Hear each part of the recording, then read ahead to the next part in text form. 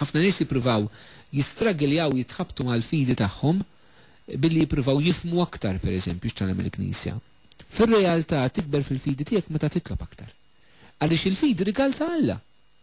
Il-fidi mhix xi ħaġa li inti tista' tifhimha, mhux ħaġa li inti tista' tagħtiha lilek innifsek, hija rigal tal-Mulej Ġesu u kull rigal nirċevuh faqda miegħu mod partikolari faqda miegħu fit-talb. Eżistijaj. Minn noqogħdu attenti hekk mill-mentalità li tgħid għaliex jien għandha ħafna x'nagħmel mela ma nitlobx, mill-mentalità li ngħid għax-xogħol tiegħi huwa talba, le mhumiex veri dawn l-affarijiet, vera li x-xogħol tiegħek huwa talba, imma jrid iwasslek biex issib il-mumenti tiegħek ta' intimità bejnek u bejn il-Mulej Ġesu. Meta titlob eżistijaj, x'tagħmel? X'tagħmel kif qedtilkom mhijiex l-ewwel ħaġa. L-ewwel ħaġa li toħroġ mix-xewqa tiegħek għal Alla. Kif jgħidulna s-salmi ruħi għaċċena lik Alla tiegħi. Bħalma għadżiela tixxenna għall-ilma hekk tixxenna ruħi għalik. Salmi oħra jgħidilna Alla tiegħi int lilek ħerqan infittex, ruħi bil-għaċċa lik għalik imxenna jiena. Bħal art nixfa maħruqa bla ilma, hekk jaċċena ruħi għalik Alla tiegħi. Raw is-salmi kemm juruna dal-laċċ li bniedem għandu għal Alla. U għalhekk isib il-momenti biex titlob. Ma meta tgħid ħammu nitlob, ħammu nagħmel il-quiet time, se tagħmel. Hekk waħda mill-affarijiet sbieħ li nsuġġerilkom tagħmlu illi fil-bidu tat-talb tagħkom titolbu l-Ispirtu Santu. Itolbu l-Ispirtu Qaddis li jinżel fuqkom għax huwa hu r-ruħ tat-talb tagħna. L-Apostli meta kien jitolbu ma' Marija fiċ-ċinak li kienu qegħdin nistennew il-miġġa tal-Ispirtu Santu fit-talb. U allura waħda mill-affarijiet sbieħ importanti li titolbu lill-Ispirtu Qaddis. Jgħidu ejja Spiritu Santu Alla. Itolbu sabiex ikun jista' jieħu kontroll ta' moħħok, ta' qalbek, tal-fakultajiet tiegħek. Itolbu billi tkellmu inti kif taf int, itolbu billi titlob il-Vinikreator, talba liturġika ta' sik sabiħa tal-Knisja, hija talba ħafna antika li akkumpanjat il-Knisja matul mijiet ta' snin fil-mixja tagħha fuq dil-art il-Knisja titlob l-Ispiritu Santu, Veni Creator Spiritus, ejja Spiritu ħalliq.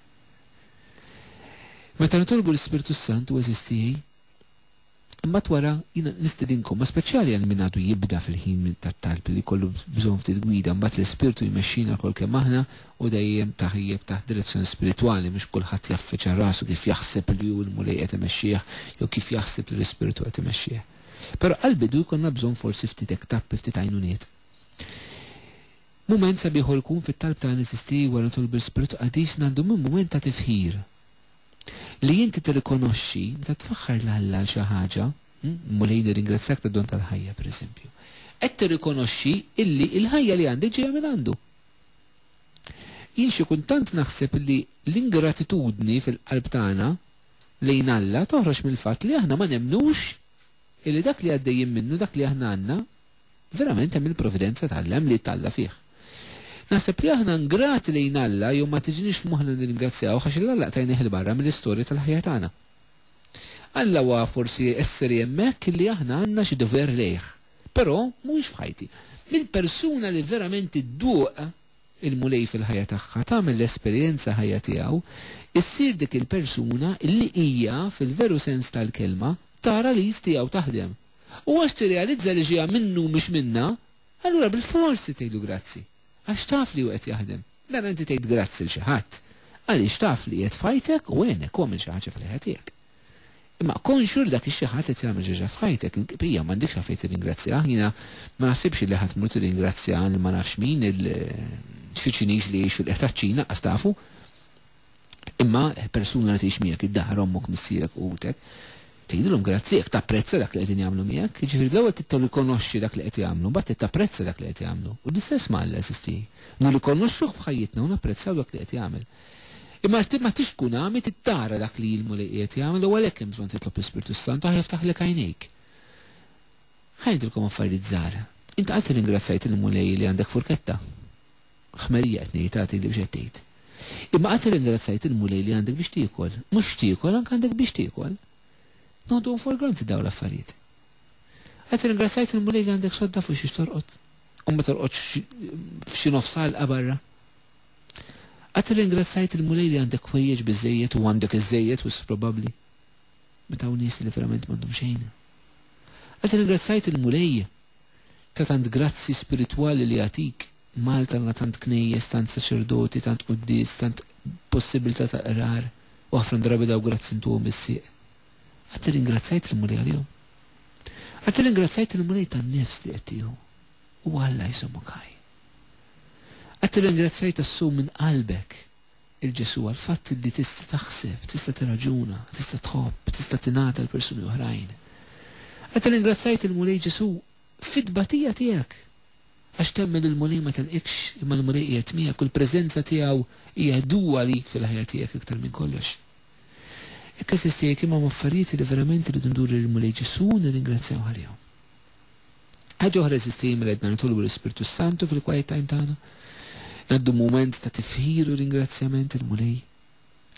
U moment importanti assistij li naqraw silta mill-kelma ta' Alla, nitolbu dwara u naraw kif nistgħu nixwa.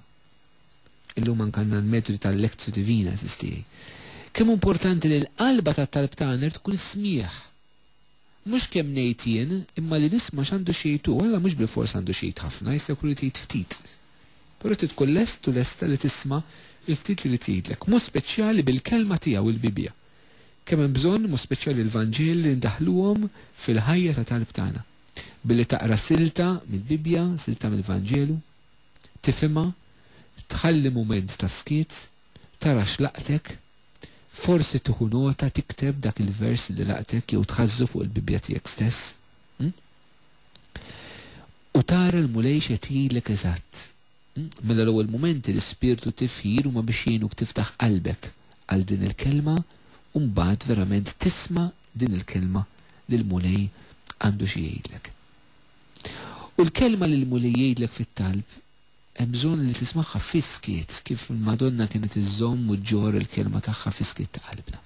Mhux f'ħafna storbju, f'ħafna jgħat, mhux bis-storbju ta' barra, imma anke storbju intern, storbju ta' ħsibijiet, storbju ta' emozzjonijiet, storbju ta' preokkupazzjonijiet, storbju ta' x'għandix nagħmel, storbju ta' x'fadalli nagħmel, storbju ta' kif sallaħħa.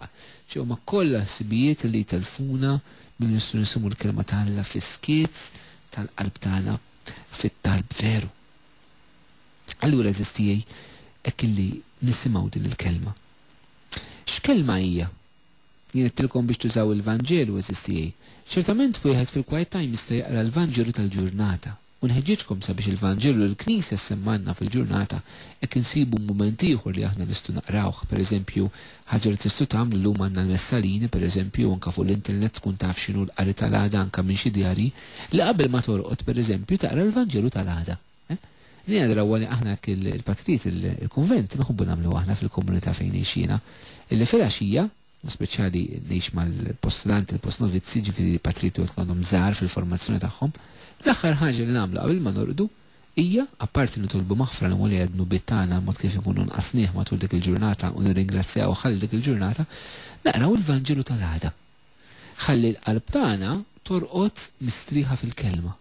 U l-kelma tagħlla inħalluha tisref fina, inħalluha tabita ġewwa fina, inħalluha tifforma.